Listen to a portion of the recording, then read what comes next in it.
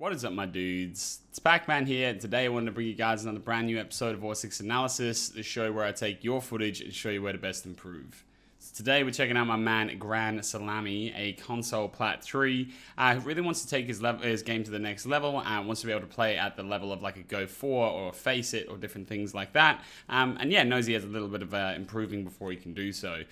He reckons that it's his mechanics that kind of hold him back a little bit, but he also wants to know what he can do to kind of, you know, keep pushing the way he's going, because, you know, he relies on his IQ, kind of his in-game sense, more so than his mechanics. And I respect that. I'm kind of similar in that way as well. So yeah, he just wants to know what he can do to improve his game in order to be able to get to that level of the Go 4s and so on. So yeah, without wasting too much time, my dude, let's get straight into it. It is good to be back on the Pittsburgh Knights channel. It is good to be back. How are we, boys? Okay, so starting off, we're just kind of putting down a couple of the bandit batteries. This isn't really a site where you can bandit trick, which is, it's okay. There's sometimes that happens. It doesn't mean that you shouldn't still put some form of wall denial on there, so that, you know, the enemy team has to go out of their way. It's just, yeah, it makes it a little bit harder. And then you can potentially try and protect those areas where the enemy is going to go to, right? So if they're going to go, if you put them on the master wall, and they're going to go below to try and Ash charge or Sophia charge or IQ or whatever, what you can do is you can kind of play down below, similar to kind of what this Pulse is doing, but play basically in Z just below, and yeah, try and contest that, make it a little bit more uncomfortable for them. Not gonna lie, my man. This game is bull crap. Your attachment and skin combo is it's looking slick. You really do want a couple of quick things on the setup. You really do want a rotate right here on white, just top of white, and then also on white stairs you'd want some barbed wire, so your Jaeger or someone like that to actually pop a little bit of barbed wire on there. Stop just like a crab walking Ash just floating on up. So there's a couple of things you can do in terms of improving that site setup. Okay, so this is Z. This is where I was talking about. And it looks like they are trying to go below to... There she is. There's the Ash. That's well played, right? That's what I mean. When you put the bandit batteries down, even though it's very easy for the enemy team to kind of strip that utility back, it still means that you can go down and protect it, right? And make it uncomfortable. Good teams will still just force you back. But again, it's just about wasting time and burning down that clock. And now... one thing to note here, right, is I know you're saying there's no need to peek, and I do 100% agree, right? But if this Maestro is over here swinging, right, so swinging on the ace, minimum you want to be setting up a crossfire with the Jaeger. You know, preferably all three of you guys just sit back and set up a crossfire on trophy door.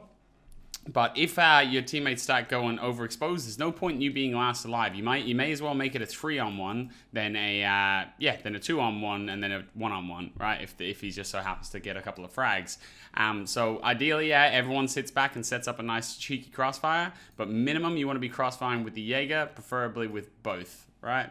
So that's kind of a decision. Leaving him like out there to take that fight 1-on-1 could easily put you in a 2-on-1, right? And then if it happens again, it's a 1-on-1, and so on and so forth.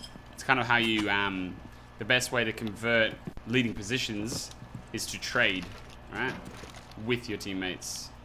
I wouldn't bother with like closing a barricade like that. It's just kind of risky for no reward, because you'll hear him get up on the rappel. Again, kind of a little bit useless. So like, rather than just kind of like floating around like that, again, it's gonna pay dividends to just set up this crossfire. All right, so there goes the Maestro. Now he's easily killable. You guys can't really trade each other here. Not enough time, right? But it's just about that position, right? And you know, again, it's just things that will stop you from progressing when, you know, you say you want to play in Go 4, you want to try and take it against the better players, you know, in your region, on your platform. You got to start learning things like that, like setting up trading positions. So like it could be the Jaeger playing here, hello, and then you playing where you were before, right? So playing over here, and then once you hear this person cross through this door, you both kind of swing out, and he can't, you know, shoot you, or they won't be able to shoot you from both sides at the same time. With the Maestro there at that point, again, rather than kind of just running around and just like knifing things, like you might as well actually do something productive, whether it be on cams or be preferably just, you know, helping out that Maestro take that gunfight. Yeah, that's just my 2 cents. Okay, round 2. Setting up the deployable shield. You pop them there to be destroyed. So this keeps coming up in Oregon games. I think I'm just doing too many Oregon games, right? But be careful about this shield. So I'm a fan of having the shield closer. I'd like to see it closer into the wall here. I would like to see it closer in here, just so that you have a tighter pixel peak here, right? So you got a tighter pixel peak through here.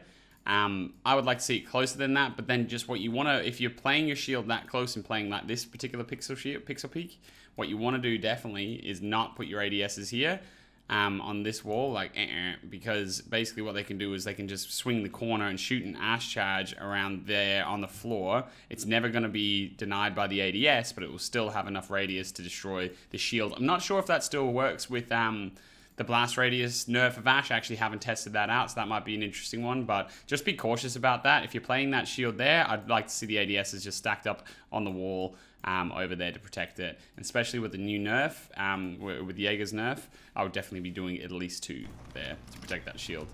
You could even just pump all 3 of them there, to be honest, but... Okay, they're breaking in. It's about to go down.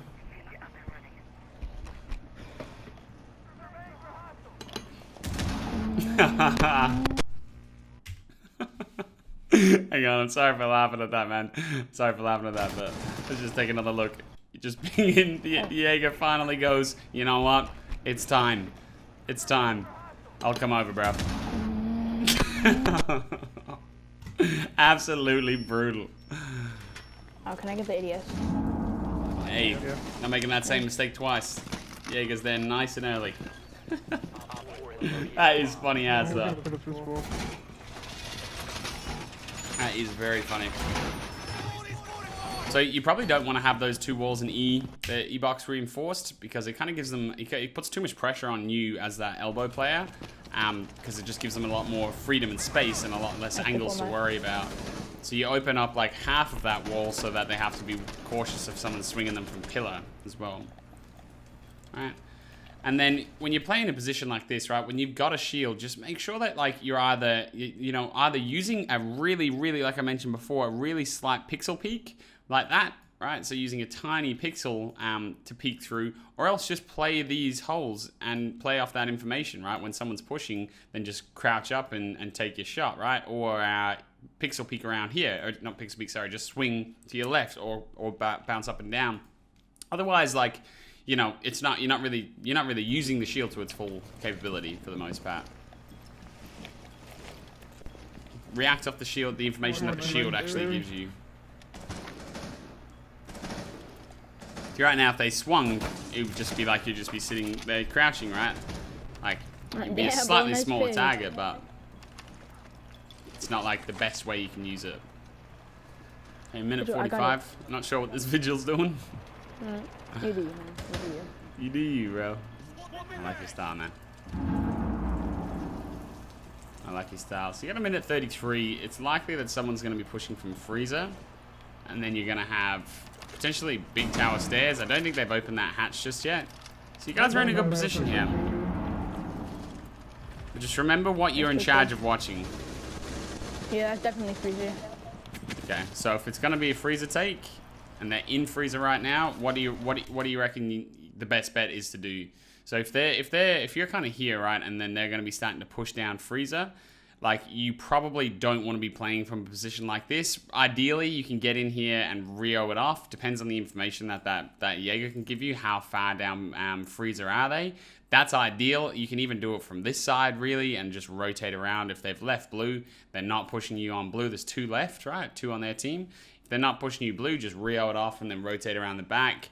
But you just want to close off blue and then, focus your attention on freezer and don't leave yourself kind of holes in the gap like this, right? Or you can just push straight through. If you know that both of them are there, you can just push straight through and not worry about it. And then, at a later point, if they are rotating, come back and reinforce. But now that we know that they're over there, I would definitely be focusing attention and kind of forgetting about this position. I can hear them. Yeah. Nobody's playing too. Okay, the Jaeger's able to pick up a frag regardless. That's from freezer. I'm off on blue. I rotated out because they have freezer control. Nice. Nice little rotate there. I'll let you know if he runs in. I do. I think someone got on cams. Okay, I'm not sure what that Jaeger was doing, Yeah, that Vigil was doing. wrong. But trust in your instinct there. You know, everyone's calling out, just here, right? Everyone's calling out Freezer, or like, you know, the likelihood is that player is Freezer. So trust in that instinct and don't be worrying too much about like checking over on blue and maybe looking up the stairs and stuff like that, because that's how you get killed. It's just like an instinct, a small little microsecond, like timing, right? It can be the most frustrating thing ever. So again, I see you do this quite a bit. Like it's kind of pointless, bro. Like, you know, and now you're in a one-on-one. You don't want to be rotating off your position like this. You do well to eventually find that frag there, but that actually would have been on you, right? Because you're in a position here, just before, you're in a nice little position. Right, you're not even actually in a position to frag off the Jaeger. You might want to push up closer, especially with the SMG-11. It's more of a close-range gun, right? But you're in a position to be able to get this guy in freezer, right? So the Jaeger is looking through onto this door. I would probably, like I said before, push up a little bit closer so that you can kind of peek off this Jaeger's contact. So when the Jaeger gets into a fight and they start shooting bullets, you can just kind of like quickly turn around the corner and just boop, finish them. You won't be expecting it. But what you decide to do is shortly, for some reason, even though you can hear him in freezer, He's still freezer. you decide to kind of rotate off and barricade down blue with 25 seconds. I don't think he could even make it. I don't think he could even... there's no way he's making it to this double door in 25 seconds out of freezer. Right, so just be aware of things like that. Like, this is just irrelevant, and the Jaeger does end up falling, right? And you're not there to be able to immediately get that trade. So you've given this enemy exactly what he wants, which is 2 individual one-on-ones. Now, you do well here to find him on that shot and secure the round, but just definitely be aware of that, man, because that is probably costing you rounds elsewhere. Okay, round 4. 2-1. Get yourself a cheeky little pre-placed cam and master. Man, my room is incredibly hot. Hey, it hurts. It hurts. It hurts me in my soul. Australia at the moment is crazy. It is just going through a massive heat wave, a lot of bushfires and stuff. It's not good. Okay, so you get a ping, you go for a cheeky pop. Doesn't work out for you, is what it is. We're moving on. That's true. It's I thought that, hey, I was like, I bet he throws down this drone even though we got the pre-placed. I do it all the time, hey, all the time. Okay, so we're droning out master. So you got one in trophy. Be cautious with, very cautious with doing that, right? Especially when you're like, if you're Zofia, if you're Cap, if you're anyone, it's fine. And you know, it is really still fine with Ace, but just be very cautious, man, because if you go down there early, then there's, 2 minutes and 20 seconds left in the round, 4v5, and your team has no hard breach, so they have to force through doors and funnel. So you want to be very cautious and make sure that you don't go down. Oh, she's in trophy. She's in trophy again. I'll be trying to... you probably are playing solo queue, but I would be trying to get these teammates to help. I think she rotated back in the site. Okay. Yeah, I have master entry. That's frost. Thought there was a double there for a second. Nice shot in the frost. But again, it's just tiny little details like that, right? Coming into that room, why not just chuck those 2 Selmas down on that wall straight away, so that if you had to go die here, the wall's still open. It's just these like tiny details that'll just kind of improve your game slightly, right? And make it, because what if you did lose that shot? Like right here, what if you do miss this shot? Because like this guy's actually looking at you, right? This guy's looking at you. He just doesn't. She just doesn't react. She actually sees you first. So if she's, if this Frost player is a little bit sharper and punishes you, again, it's another situation. It's done. It's a really nice shot, man. And then you go and do your job straight away. But just those small details of just, chuck that first. Just douche, and the wall starts open, and then you're expendable, right? You're just a gun. You're a really good gun at that, right? With that, like Ace's AK is real. Nice use of utility. Nice wallbang.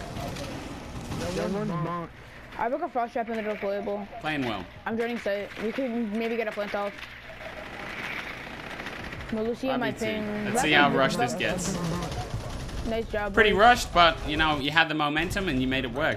Well played, man. They were two nice, they were two crispy, nice shots. It is just, yeah, potentially just like them small details of just be cautious about, you know, getting fragged out before your utility is used and before you actually do your job on the team, right? Because it's other people's job to frag, and you are finding the frags, and I'm not trying to tell you not to. It's the weirdest thing ever. I'm not like, you know, you're getting kills and then that's a really well played round, but, you know, I'm here trying to give you, I'm here critiquing it, but it's just those small things that, you know, if it was to have gone a different way, that round plays out entirely different. But well played, dude. Nice shots.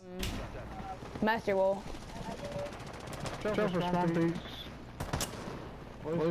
You don't look that bad mechanically, man. Again, with console, it's just I just don't know. I do not know what I am looking at. Some of them. What on earth I'm looking at? But you look fine to me. You look fine for a low plat console. I've coached a few low plat consoles before, and you know, you look as good as they did for sure. I'm joining top bar. If not better. Okay, so we're droning from satellite. Pretty exposed position. If they're playing above. Wait. Once you open tower, or maybe you can. So with Maverick, right, just a quick FYI, what you're actually supposed to be doing, like you just seem to have noticed there, like tower wall, what you want to be doing with Maverick is taking Zofia, even Zofia over Ash, really just Zofia, because if the wall's electrified, her impact grenades can still open a soft wall. You want to go over there and you want to Maverick trick big tower. That is your job, right? As Maverick, you call out the Zofia and you guys go over and do that. It's a two-man job. It's all you need. One watches flank. Zofia watches the flank while you're tricking, and then you open up the wall once it's soft, right? So rather than kind of like dilly-dallying around over here on satellite, 45 seconds into the round, potentially making that call now, saying, oh, maybe let's just go open big tower. When you're attacking second floor kids, there's a pretty specific way that you should play it that puts the most amount of pressure onto the enemy team. It's getting big tower open, it's getting control of attic, it's opening gen wall, and then squishing and you know, going for an execute over in this corner, or there's different places that you can actually go for that final plant depending on where the player's enemy team is positioned.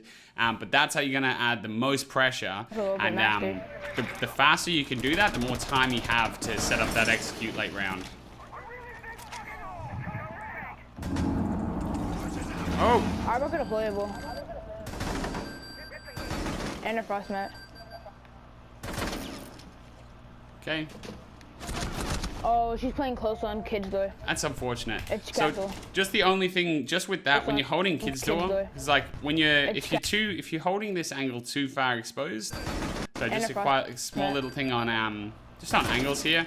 Right, so when you're holding this angle too far exposed, you're actually shootable from a bunch of different positions. I've spoken about this in the past. You're shootable from, you know, over there. You're shootable from someone close here swinging. I don't know if you step out far enough for someone back bunks to get you.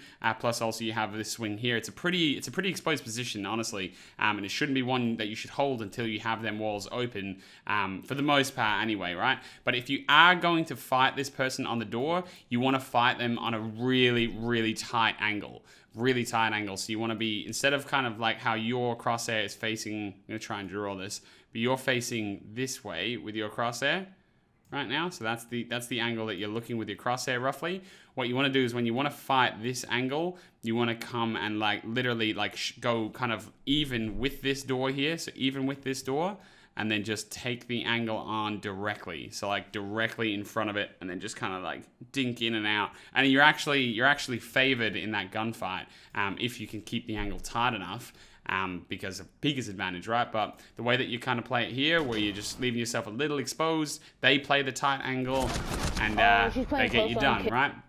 So again, that's just a very small finite detail, and it goes for like most games, you know. And I spoke about that a few times throughout this video. For yourself, is just be careful of the angles that you're playing, and just, you know, make sure that you're just taking pixel angles, because that's really what higher level Siege becomes. You know, all the way up until Siege is just kind of like played like card search and destroy to an extent, right up until it's not. And, you know, you're just on that cusp of getting to the point where it's like almost a completely different game because it just becomes very, very intricate, and the details become very, very finite, right? Like very small details make a massive difference. So by taking that angle in a slightly different approach, you know, and by holding a slightly smaller pixel angle in bunker and your ADS placement and different things like that, it's those little decisions over and over and over that are going to consistently get you them wins and turn you into the player that you want to be, so that you can, you know, go and comfortably play in a 10-man server, or you can get a team together and go and play Go 4s. It's just those small details, man, and you just got to put in the work to get there. A really good way to start, you know, getting punished more and more by, you know, decisions that, you know, you make these small details, because, you know, you got away with a lot of things in this game, but that's the way that ranked is, right? And that's the way that it kind of works. Sometimes the wrong play works. And that's there's nothing wrong with that, right?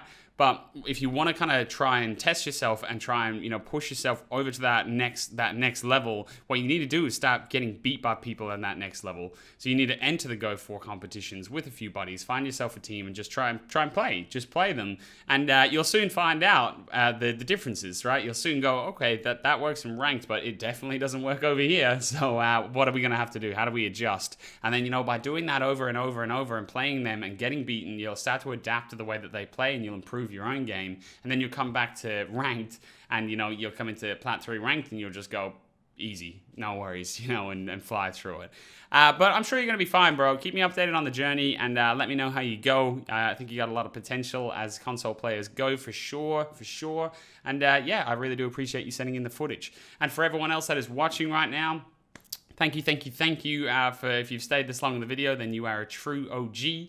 And I really appreciate the support. And Pittsburgh Knights, thank you again for having me on the channel. It's always a pleasure. And yeah, without wasting too much time, my dudes, I will see you in the next one. Peace.